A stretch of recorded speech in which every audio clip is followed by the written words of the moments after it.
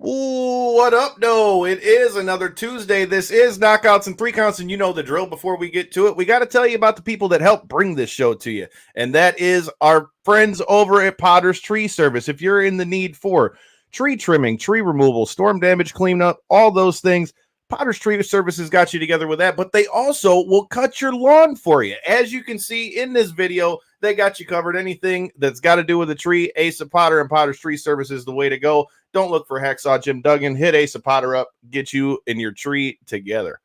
Enjoy the show.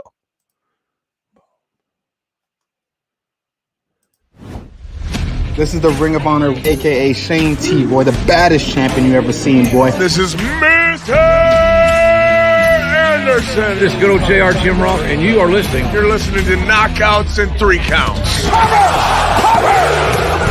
a new world champion! That might be one of the craziest knockouts I've ever seen in my life. Knockouts and Three Counts is the podcast, baby! It's a real deal, baby!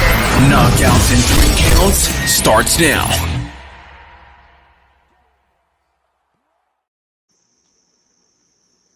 What up, though? Like I said, it is another Tuesday. This is Knockouts and Three Counts, so we got a debut for you today. We've got Danielle Moinet joining us to talk about BYB Extreme of all things. We know you know that we get down with the wrestling side, but when I saw this, man, it definitely made this a fun show. So first of all, thanks for the time. Thank you guys for having me. I'm excited. Hell yeah. So that's a good enough place to start. Before we even get into BYB Extreme and all that, obviously most people know you for your time in WWE and all those things. Before we get to anything wrestling or anything like that, how did you get mixed up in the world of bare knuckle? Not just combat sports, but we're jumping straight to bare knuckle. So were you a fight fan before you did this, or how did you get involved with this whole thing? Yeah, so in January, I had one of the producers that we have now on the show. He texted me, and I hadn't heard from him in years. We used to work on other stuff together, and he was like, hey, I think I got something interesting for you. But like the amount of people that text me that all the time that have literally nothing or nothing that I care about. So I'm just like, and I think I saw it and I didn't respond. Actually, I feel really bad. And then the next day he's like, no, like, here's this picture. Like he sent me like the girl that had done it like 1 month before me. And she got scooped up by PFL. And he was like, I'm in Bare Knuckle. I feel like if you can do horse racing after WWE, I did commentary for horse racing, and you can do that, this is along your lines. Like it's fighting. It's a similar thing. I feel like you'd be a good fit. And I was like, wait, what? And so fighting and horse racing? Yeah. Wait, what? I was like, what are you talking about? So right after WWE, I did commentary for horse racing. So I called the Triple Crown. And I was at Preakness and Kentucky Derby, and I had no idea about any of that. So coming into Bare Knuckle, I definitely had no idea about that. But of course, familiar with boxing and just fighting and being an athlete in general. And so we had some good chats with BYB, and I just see the growth that they have there and the growth of Bare Knuckle in general, only being legal in 29 states and just exploding. And then BYB, being a Trigon, and, the Trigon's knockout rate is 98%. And it's just really insane how tiny that is and how unique the company is. And then speaking to Greg Bloom and Eric Bloom, I just knew it was a really great place for me. So I'm one of 3 women there, I think. Yep. Along with Claudia, and she's amazing. She's awesome. Yeah, like she's called Canelo, like she's called everything everywhere. So working around her is really cool. And yeah, there's just not really a glass ceiling. They just really believe in me, and I have so many ideas all the time, and they're willing to listen. So it's pretty cool. I'm loving it so far. So you got to tell me. What was it like? I want to know what was it like your first day on the gig? Like going in there, seeing the Trigon. What was the people like? What was the atmosphere like your first time around? They flew me before they hired me. They were like, okay, like I'm interested. Like he was interested. I was interested. And they were like, but we want you to see. Like you need to see if you can like stomach it. And so they were like, they flew me. And it was like, can you come this weekend? And it was Super Bowl weekend. I was in Phoenix. Like I was halfway across the country. They flew me to Louisiana during Mardi Gras. So the flight itself was just like $2,000. And I was like, I was a little nervous, actually. I was like, I just don't know if I can handle it. It's so gory. And to be fair, like being there, I felt like it was much more, minus the fight we had Saturday. That's the bloodiest thing I've ever seen. It was actually like way worse online, seeing like the slow-mo of the punches and the blood spitting out of the mouth. And it's really like you look down and you look up and you're like, oh my God, what happened? Like you can't look away. And even when you're watching it, it doesn't look as bad until afterwards. And you're like, oh my God, look at their faces. So I watched my first fight with Yuli Diaz and Dana Brooks, Ashley, because they're married. And so they just happened to be there. And so I sat next to them. I learned a lot from Yuli. And then I saw things during the production where I'm like, why would change that? Why is that not there? Why is there not a QR code? Like, why are their Instagram handles not up? Like, just like stuff like in general where the company's growing so quickly that, my ideas were welcome when I came in. So it was pretty cool. And everyone was lovely. Like so many wrestling fans that a lot of the fighters are wrestling fans. And then a couple of the promoters were. So people were just great from day one. No one hit on me. Like it was just really respectful. It was just awesome. So I couldn't say better things about them as a company. And I think, that shows when there's a lot of fighters coming over from BKFC and other promotions. BYB just kind of speaks for itself when you see the fighters coming over. Can't argue that, man. We've had multiple guests from BYB at this point, and one of them is getting ready to fight again. He was the former champ over there, our guy Mark the Shark Irwin, who's about to come back. So we'll have him probably back here on the show in a minute. But that's one of the things that's so funny with this whole thing is like Bare Knuckle. I mean, Bare Knuckle's been around in England for years, but now since you've kind of seen it start to blow up across the states, whether that be in Bare Knuckle FC or in this case BYB Extreme, it's funny because I came up, I started fighting when I was like 13. And so I started with boxing and then we went with MMA and all that stuff. I never in a million years would have thought back then that there would ever be a time where Bare Knuckle's even getting to be a sanctioned thing, or even to your point, where it's growing state by state in the states that are sanctioning it. Like us being here in Michigan, we've got a few guys like Esteban Rodriguez that's over there in BKFC. We've had multiple guys go over there and fight. I'd love to see that come to Michigan, but it's definitely dope that they've got somebody like you in there because, to your point, that's one thing I've noticed across combat sports in general, as opposed to like wrestling, because everybody knows the reach that WWE and all those things have. I feel like now that social media is becoming such a big thing, how crucial it is to be able to have those clips and have this ready to go and click here to be able to find this stuff. It just makes it so much more accessible. And with somebody like you as the face, with the microphone and all those as well, I feel like that can only help the brand. Sure. And I mean, we had like Shaquille O'Neal there Saturday and, his posts have blown up. And then even with Mark Irwin, when his stuff went viral and it went on SportsCenter and they cut a promo on how dangerous it is. It's just like any publicity is good publicity, honestly. Facts. I remember when I first saw, the first time I really saw Bare Knuckle was when, what's her name? The really pretty blonde girl did it. Paige Van Zandt. She was Maxim Hot 100 with me. And I remember when she went to take the gloves off, I saw it and I just was like, what? Because in my head, I envisioned what a fighter would look like in that situation, which is very stereotyped for me. And I remember that was like my first thing, but she was also a big name when she did that. So to your point, like getting those big names, getting people in there is good. And it's just interesting too. Like a lot of my friends that are boxing coaches and a lot of my friends that have boxed amateur for years, they've told me how many people have died in boxing over the years. And, with the rules and the cutmen and the referees in Bare Knuckle, you can only get knocked down so many times and they call it. We just had it in our main event and they called it for Cub and he was furious, and it's just the protection, not hitting behind the head. And, even just our cutmen are very, very cautious. And if the cut gets any close to that nerve by the eye, he calls it.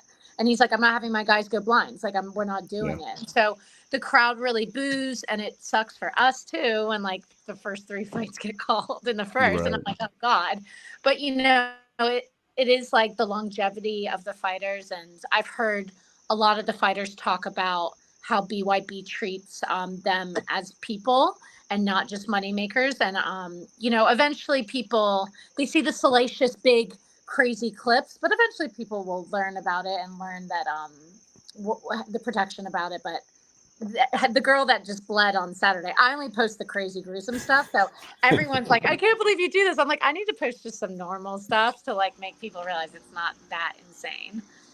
Well, that's the toxic fan, Kyle. Like we always say, the fans want more blood anyway. Yeah. That's all they watch it for anyway. So, oh, dude, and doing commentary myself, like I just was doing commentary for our sponsors, Mitten Muay Thai Friday, man. And it doesn't even have to be the blood all the time. Like, yeah, it can be a body shot. Like my man that fought on Friday. Last time we did commentary, Kyle. You did. You got blood all over the printer when we were doing lights out. You sat way too close, I guess. But hey, man, but that's what I was gonna say. You feel it so much more when you're in there, and like just hearing the shots and stuff like that. It's just like, man, bare knuckle is nasty. But like you said, to your point, that's one thing I've always argued with it is that. Again, coming from boxing, just in all of the sparring you do and stuff like that, you take so many shots to the head before you ever get into the ring. And it's been scientifically proven using the UFC that when you put like MMA or in this case, bare knuckle up against boxing, you're actually in a lot of ways taking less damage because you got to be careful that you're breaking your own hands when you're hitting somebody. Number one. Number two, you can only take so many shots of that. So you don't want to waste you don't want to waste shots like that. So I could see where you wouldn't take as much damage, Yeah, a lot of defense, a lot of dirty boxing too, but like, of course you want to like not get hit. So you think about that as well, where with a glove, maybe it wouldn't be as bad. So yeah, it's interesting. So have you had any favorites out of the fights that you've gotten to attend and see so far that have caught your eye, like that are fun to watch for you? Oh my gosh. I mean, yeah, just even alone this card last Saturday, we have Robert Duran Jr., which is Roberto Duran's son. And he's, this was his second fight, and he fought an Armenian guy, Sarab. I can't say his last name. And it went for all 5 rounds, which you rarely see. And it was just like a babyface heel. Like for me, any of these fights that turn just so babyface heel before they even have a storyline, it's just so interesting. Like Robert became such the baby face, like in the second, and he just starts coming back, and the crowd was just on their feet, insane. Same with we have this guy named Mighty Mouse. I think he's 5 foot. Who's gonna kill me? 5 foot, like 4, 6. I don't know. I mean, he's so small, and he weighs 125, and he is.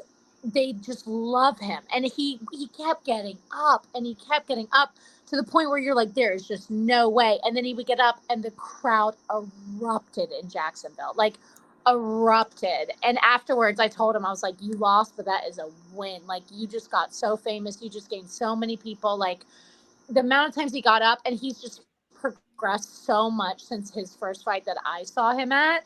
And learning some of these kids' stories, like. I get so emotionally invested in them. A lot of them not having father figures and their boxing coach becoming that for them, and, getting off the streets and like quitting, drugs and alcohol. It's crazy. So then I have to like start cheering for everyone, and I'm supposed to be just sidelined doing my job. So, yeah, there's been some really crazy fights, but if anyone wants to watch a really good card, it was this past weekend. And I'm not just saying that, I wouldn't tell anyone which card, but it was Pembroke Pines. We just put it up on our website, BYBExtreme.com. And I mean, from start to finish, it was crazy. I'm looking forward to the fight you guys got this weekend as well. Like I said, I'm really looking forward to seeing our guy, Mark the Shark, come back. We've been rocking with him since his BKFC days, so I'm looking forward to seeing that. But, you talk about the stories and stuff like that. One thing that sticks out to me, now that you've been around fighting a little bit, I've been around fighting most of my life, but I've always been a wrestling guy, right? So, like, I've always heard the saying that a lot of times MMA, or in this case, bare knuckle, does pro wrestling better than pro wrestling does it sometimes. Yeah. I'm sure you'll hear it at some point going through there, but it's so funny because when you think about the top stars of, like, combat sports, like a Conor McGregor or Nate Diaz, they would also be great in WWE or something like that, just because they can run their mouth on the mic. It's how much of that do you see in some of the stars you see in BYB?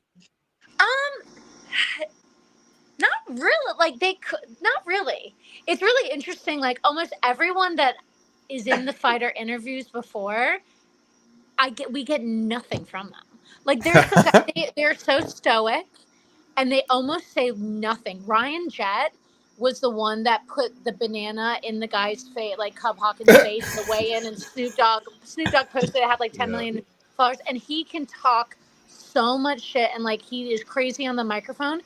And he comes into fighter interviews pre-fight because they're so in the zone, and he'll just be like, "Yep." And we're like, "So what do you think? What have you been working on in camp?" He's like, "Same thing. What do you know about your opponent?" Not much. Like I'm to the point where the first time I was like, "Are you? What am I gonna ask?" Because I don't know these guys. Now I know what to say because I've seen him fight like twice. But it's interesting, like a lot. And then afterwards in the ring, they won't shut up, and they have my mic, and they're like, "Woo!" So it's weird. I don't know if it's like they're in the zone or they don't want to give away too much because we also record the fighter interviews and we put it on Instagram before. So almost all of them say they don't know anything about their opponent. And I'm like, bull crap. Like, you know about your opponent. So it's interesting. We definitely get like a little beef, but I will say our video guys are really good at that. We have a video guy named Ryan, and he kind of creates the drama out of nowhere. So you know, maybe something the boys need to work on a little bit, but they give you the action in the Trigon, so that's all that matters. I like something she said earlier. She started talking about babyface versus heel stuff. So that just goes to show you right there. You could take the people out of the wrestling. You can't take the wrestling out of the people, right? Oh no. So, me and all the girls like still talk. We'll talk about like our dating life, and I'm like, oh, I healed out on him today. Like we still like say words all the time. Like Kyle heals out at the post office like every day. So you know, you have to at the post office. Yeah. Look, there's a reason why there's a saying. Now. You know, they might go postal because between customers and the people that they make as supervisors, sometimes, man, I tell you, it'll make you ready to be stepping into the Trigon for a fight. But since we're talking, I mean, plus it's like the amount of things that I get a day where people are like, can I mail this in the mail? I'm like, did you not think this through before you came up to me? Like, just like, a guy come in there and let's just put it this way. He clearly had some shit that should not have been in the package. And the guy's like, hey, can you just give me this box so I can put it in there? I'm like, I probably wouldn't be saying that out loud, homie. There's cameras here and there. And people forget that they're still the government. So I definitely can see why people lose their mind. But with that said, do you got it now that you've gotten to watch a couple of these fights, you've gotten to learn how to, analyze them a little bit better. Do you got a pick for this weekend's main event? Oh, God. I mean, it's so hard. So for anyone that doesn't know, we're in Wales this Saturday, right? Saturday is like the first BYB acquired Bare Knuckle Boxing UK. And so it's LT Smash Nelson versus Barry Jones. Mm-hmm. And, Barry Jones is just the one name that every single fighter that sits in front of us in interviews references. Every one of them is like, that's the guy. That's been the guy. He does things that no one else can do. Like, he's just insane. The thing about LT is he's just, unmatched in America. Like, he's just really that guy here as well. So it is almost like we're back in the Olympics, like a little England versus America. So it's interesting, like LT's really going to have his work cut out for him. But like the one thing that I've learned about Bare Knuckle is if you get one cut and it goes, and your eye goes the wrong way, that's it. Like it really could go any way. I've seen, in the 4th or 5th round, people come back from one punch. And so I will say I most likely wouldn't have turned the card on if I'm being very honest this Saturday.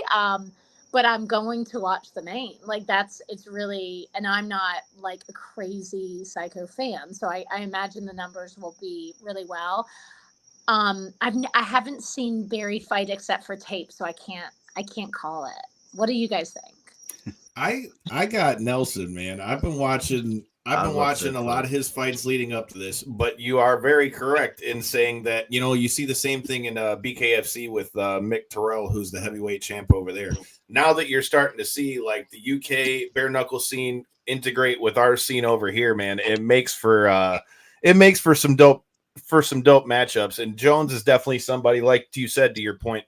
You hear people talk about the people that are good over there, who's on top over in the UK, and you hear his name a lot. But I talk about it on the show all the time with, coming from fighting. I'm a big believer in momentum, right? I feel like for that reason alone, I feel like Nelson has been really building himself up with his last few fights for BYB. And I feel like with the energy that he brings into the Trigon and being that confident going into it, I see Nelson winning, but at the same time, like you said, you don't know because you got a vet like Jones getting in there. It's gonna be a banger for as long as it lasts.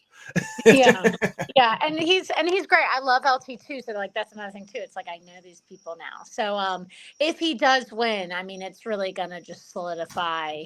I don't know who he would want next. He would probably want James Connolly as a rematch. That was fight of the year last year.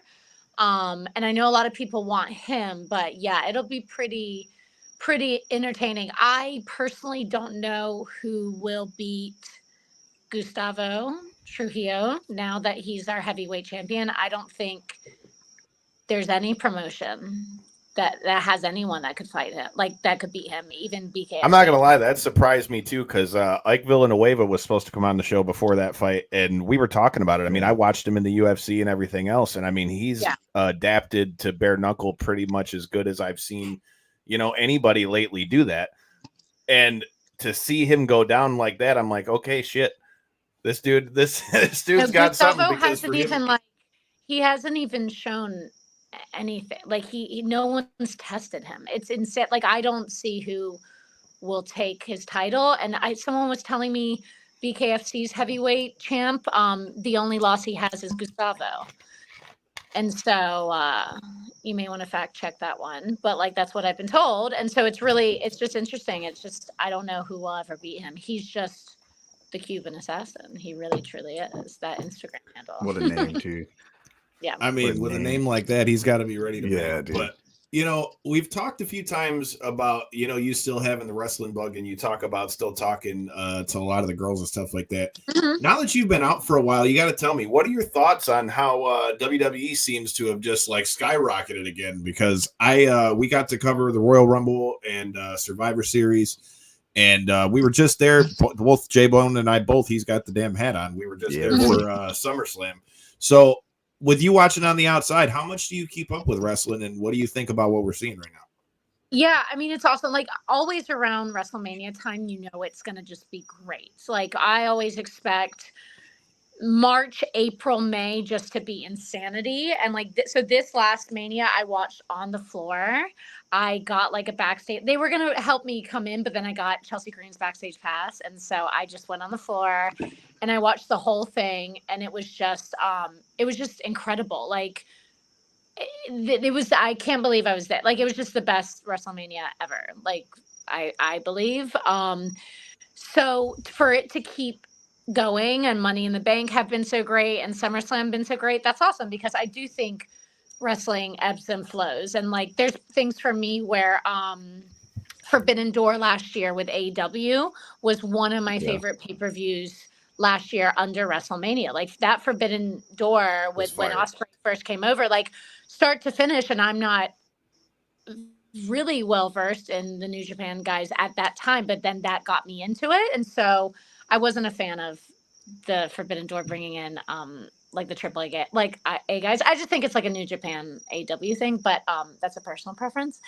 And so yeah, like it ebbs and flows, and just WWE's just cruising, so it's great. You love to see it. I really hope that they're making stars. I think since the Bianca, Becky, even like looping Liv in, it's kind of harder for these big stars to be born, including like Instagram followings. You see some of the champs now or the tag champs, and they have like 100,000 or 200, and you're just like, damn, like in my day, that was like everyone, even the jobbers were, just super big. So I love seeing them with Rhea making big stars, and Braun making these people that can eventually take the torch. So yeah, it's great. It's so many of my friends. I mean, I still love it. Like I still watch all the time. My grandma is sitting right here and she watches Raw, SmackDown, Dynamite. You don't really watch Collision too much. And then she watches NXT. I don't watch NXT, but I'll come on. She's like on Tuesday. She's like, oh, I watch wrestling. Yeah. And I'm like, oh, I don't watch NXT. So she loves it. So yeah, we're still, it's just like, I started because I was a fan. Like, it's just weird when people just like don't watch anymore. I don't know. So that's why I'm really good friends with Justin from the Wrestling Classic. We nerd out on text and talk about like dream bookings and what we like and what will we do better. Like we know, like we know best. So yeah, it's fun. Yeah. Speaking of Classics, the bookings, homie, dream man. bookings. What about the Royal Rumble's coming up in about what, 5 months? What if Yeah. you get that call for that little spot in the February, Royal Rumble? You gonna answer that phone? I tell you who I'm ready to get the call for the Royal Rumble that hasn't yet is Fandango, because I'm gonna be right there. And we need that to come back, because for me to like be in the boys Royal Rumble and to be ringside and maybe have a spot, like that's so exciting. And two, I would 1,000,000,000% do a second round with Dango. Like I love Kurt. He's so great. Seen him recently. He looks amazing. He's doing really well. I think he's like engaged. Like things are, kayfabe, but like it's great with him. So we need a little Fandango reunion, because it's over. Like we did one signing last year and we had a line around the corner like we were Hulk Hogan. Like it was crazy. It can happen with now TNA's awesome. working with NXT now. We've seen Jordan Grace come over here. You've seen Joe Hendry come over here and be a star like that. I mean, the door's open for TNA to do that. And I mean, I wouldn't be mad at it. It's interesting. Speaking of TNA, for any of you guys that are fans of TNA, I highly suggest you hit the subscribe button, because we've got some cool stuff coming your way with them coming back to Detroit. So make sure you stay tuned for that. But with that being said, that's what's so great with there being so much competition, whether it's TNA, AEW, WWE. It's just a cool time, because it's like the first time in a long time that you can see so many people go different places. Never did I think that I was going to see Bryan Danielson, be where he's at with AEW, or to see Samoa Joe over there against some of the people that he had faced in Ring of Honor. Like just seeing all the different places for people to work is a crazy thing to see. And like I said, with NXT and TNA, you really never know where a lot of that can end up. You mentioned Dana Brooke earlier. She's doing her thing over there in TNA, just had a title match against Jordan and all that too. So it's cool to see for fans too. Yeah, and that's why it's so silly. Like last year when it was so like AEW versus WWE, and like people were like so salty about it. And I'm like, I just think it's a great time to be a wrestling fan. I think Seth Rollins said that interview too. Like Seth was like, this is so sick. Like it's like we almost have like Nitro Wars again, like it's, and they're not on competing nights. Like Wednesday night isn't, so it's just like, why can't everyone just get along? And the funny thing is, none of us are fighting. Like none of us are beefing. Like we all have friends in different promotions. Half the time at Ring of Honor, there's so many WWE people, or TNA people backstage. They just don't post about it. So it's like, it's silly drama that TK and Hunter probably love on the internet, to be I mean, it goes back to what Kyle was saying. There's so many options now. There's so many places for people to work, most importantly, and there's so many things for us to watch. And I think that goes back to the combat sports world too, with UFC, XFC, BYB. There's just so many places for people to work. So like you said, it's just a good time to be a fan of all of that right now. For sure. Hell yeah. Well, with that being said, talking wrestling stuff and all of that, you got to tell me, you said that you were a fan coming into it. You got to tell me what got you into wrestling. Oh my gosh. I remember I lived in Chicago and I would watch WWE. I watched Monday Night Raw and people would be like, can you come out tonight? And I was like I'm old, right? So I was like a grown woman at like, old. Oh my God, I'm 40. I don't look it. But like when I was like 25, like 24, 25, 26, trying to like, people wanted to party, I would watch. And when it was the era of, it was like Justin Gabriel doing like the 450 splash and like Barbie was there, like Kelly, Eve Torres. Like that's when I really, really, really got into it. And I remember I went to a Monday Night Raw, because you can see me. There's like footage. I was sitting behind the announcers, and I was sitting with the White Sox players because I was playing for Lingerie Football League. And the White Sox players came to our game, so then we went to their game. Ozzie Guillen Jr.'s son. And so he was like, "Oh, we're," and you know what it was? It was Bob Barker, The Price is Right. Like they were doing it with damn it. Bob. Oh yeah. So long, probably like 2011. I can't even remember. And so someone, I think AJ Przinsky, I don't know how I remember this, went up on Raw, but Good memory. Fans had found us and found me and been like, look at her now. And then, back then. And so I continued to play LFL, Laundry Football League, which was so silly and dumb because everyone got hurt. And then I met Jerry Lawler at a Comic-Con. I was working for Marvel, and I ran up to Lawler and I was like, oh my God, I'm such a fan. Like, how do I become a wrestler? And he thought the boys were ribbing him because I was like in a Captain America, like a sexy Captain America outfit. And they thought he was getting ribbed. And I was like, no. And he was like, tell me what happened on Raw the last 2 months. So I told him, and he was like, oh, wow, like you do. And so he got me back. I bought my own tickets, but he got me backstage to meet John Laurinaitis. And I remember, like, I walked in and, like, the twins were there and, like, Eve Torres, like, all these people. And I got a tryout, and I got down in FCW, and I was one of 6 girls training. Like, it's just crazy to think how small it was, and the timing was right. I mean, I was there a year and a half, but I was supposed to be called up 6 months after I started training with Damian Sandow. Fun fact. Another past guest of the Caught show. up with him. That's a fun dude right there. And I had my flight booked. I was going to debut in London. I've had all these things in London happen. I was going to debut in London, packed, and the night before they pulled it. And I really think he could have used a girl, I really think he could have used someone. So I ended up training another year, which I needed it, obviously, and then got called up. Didn't really get called up truly with Fandango. I just worked the Europe tour because they couldn't bring that girl over that wasn't an employee. And then I went back down to FCW, and Twitter threw a fit and was like, where's Summer? She's not there. And then the next week they brought me, and Hunter was like, you're here because of Twitter. And I was like, bet, let's do it. Like, let's go, So, everything worked out. Everything happens for a reason, and very fortunate for my time there. So do you got, other than the time with Fandango, you got to tell me, what are some of your favorite moments from your time in wrestling? I love working with Saraya down at NXT. That was my debut, attacking her, and the BFFs down at NXT too was great. Helping Sasha create her character through our promos was really fun. I wish we all wanted the BFFs on the main roster, even Charlotte. Never came up. And then, I actually I worked, I was just telling Lita this. Lita produced our match, but I worked 2 matches with Mercedes on Main Event, like the lower brand, and they were double segs, and they were so good, like some of my best matches. And she went to them and was like, I would love to work Summer, and they just said no. And then I love my time with Natty with all the Total Divas drama, because Natty would make me run high spots in the Shine, like just stuff like I've never would do ever, like leapfrog, roll through, just stuff where it wasn't my style, but I liked working with her because she would just help me push my own envelope, which was really nice. It's just so many good memories,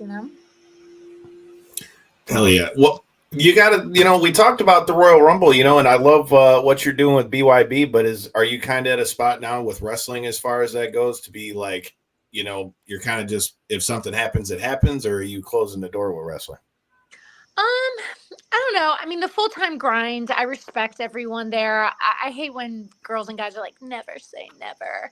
But it's just, it is a grind. I am so busy now. Like, I haven't been home in 8 weeks. Like, it's really crazy. Like, I'm here with my grandmother now, but like, I've just been booked, and I like the freedom of that. And I feel like there's so many other things I want to accomplish, and I'm single, so I would like to eventually meet someone, get married, and have a family. So I can't do that when you're with WWE, except everyone's dating everyone in NXT now, so like maybe you can. Let's say unless you're in the locker room. That seems to be a right? theme in all the wrestling Yeah. fucking companies. We did not do that when I was there. So yeah, like I don't know. I respect the athletes to where I would never want to be like, I'll just come back for a bit and leave. Like I do think when you go back, you should be full time, and there shouldn't be exceptions or like privileges. But yeah, I still have a wrestling brain very much, and I love it. I just don't think I could be full time. Also, my neck hurts so bad, like my neck, and I have like nerve damage, so it's just too much for full time. And there's a lot of things you have to put up with politically. Hey, I feel that. I had to ask though, because like I said, it's that was one of the questions we got a lot when we said that we were doing the show. Is a lot of people asking, "Oh, is she going to wrestle again?" You know, that's like the first question. Yeah, Everybody I mean, had I definitely need like more than 2 minutes in the Royal Rumble, but like I like that I only did 2 minutes because then now the fans want to see more. So I wasn't opposed to it. That was an awesome experience, but I need like more than 3 weeks notice that I'm in it. Like they literally called us like 4 weeks before, and it's just like you can't even make gear that quickly. That's why I wore my old gear. So I got 2 questions left for you. So Okay. we've got a segment on here that you'll find pretty funny. I feel like it's called locker room etiquette, but it's not what you would think. We get like, what are some of your biggest pet peeves or shit that pissed you off with the locker room, or something that you'd tell a young wrestler coming in? I'll give you some of the examples that we've got so far. Austin Theory was talking about always have your own food on deck. You had Josh Briggs from NXT told us bring your own wrist tape, bring your own squirt bottle.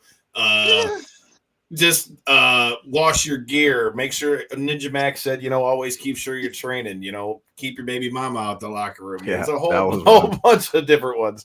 So if you had anything that you'd add to that list, or anything that you would say maybe to somebody who's young thinking about getting into wrestling, what would it be?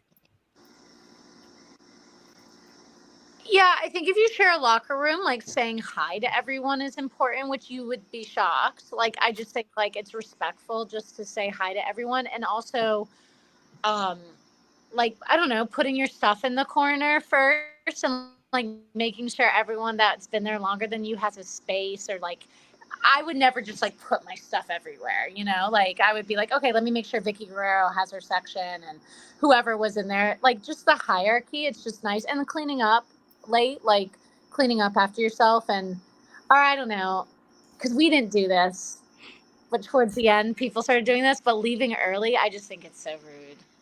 It's just so rude, especially because it's like the main event and stuff. So you need to like find a back door and like don't tell anyone you're leaving. But people would just be like, oh, I can go home early from Raw because I'm not on. And I'm just like, I mean, I can't imagine in my day and age people doing that. So just normal stuff. Just be a nice human. Just treat it like your house. But you would be surprised. People don't clean up their stuff after themselves, and it's really just crazy.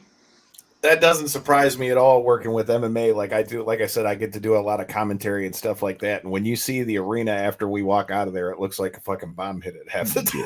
Yeah. And most of the time, the people that are cleaning up are like Billy Gunn and like people that shouldn't be cleaning up. So then when I would see that, I would stop and I'd go and be like, Billy, stop, I'll do it. But then I would see people like that just got up seeing me do that and not come over. Because I'd be like, no, let's just do it together. Like I would never be like, okay. But it's just like the offering, even if someone says no, is like just offer, Right. That makes sense. Yeah. I like it. That's a good one to add to it. Like I said, it's always funny the different answers we get with that. But I know you said that you're a fan of concerts and all that. Shout out to not last week's guest, but we were just at Five Finger Death Punch ourselves. Shout out to Chris Cale for linking. Yeah, man, it was a good one. Had us backstage. It was a good time. So with that being said, favorite concert you've hit in the last little bit, or you got anything on tap?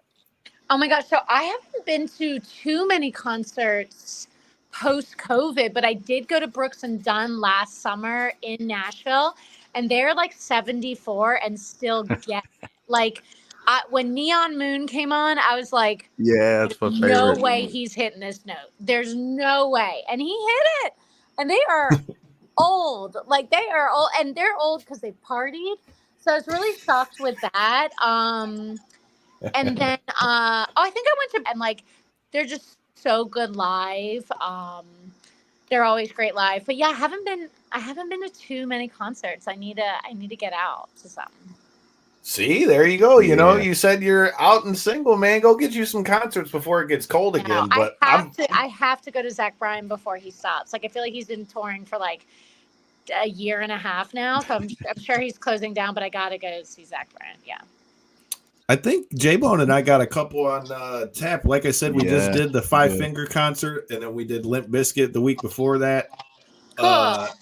That one was a cool one. I just was bummed because Michigan weather did what Michigan weather does. But we get rained on every time, dude. You might as well just wear a poncho. Just wear a poncho every time you go to the concerts. It's just especially if we go to Pine Knob. But as far as concerts that you can't forget, J-Bone was there for this one too. We just went to the Metallica tour they had at the end of last year, the one where they were doing like the 2-night set, and it was like Metallica and Pantera night 1 with Van Halen's Kid, and then night 2 was Metallica with our guys Five Finger and Ice Nine Kills. By far best concert I think I've ever been to. If they ever do a tour like that again, you got to go hands down. Like they were dropping beach balls from the ceiling at Ford Field and stuff. It was insane. Oh, that's giant ass stage too. Fabulous. Hell yeah. Well, we've kept you long enough. We appreciate the time. Yeah, I'll leave the floor. My phone's on 4%. So I was just about to close us out. So if you've got any last words for BYB Extreme fans or anybody that's new to it, let them know. No, yeah. If you guys want to go to BYB Extreme on Instagram or BYBExtreme.com, and then the fights, the LT, Smash, Nelson, and Barry, that is this Saturday. So it's BYBExtreme.com/watch.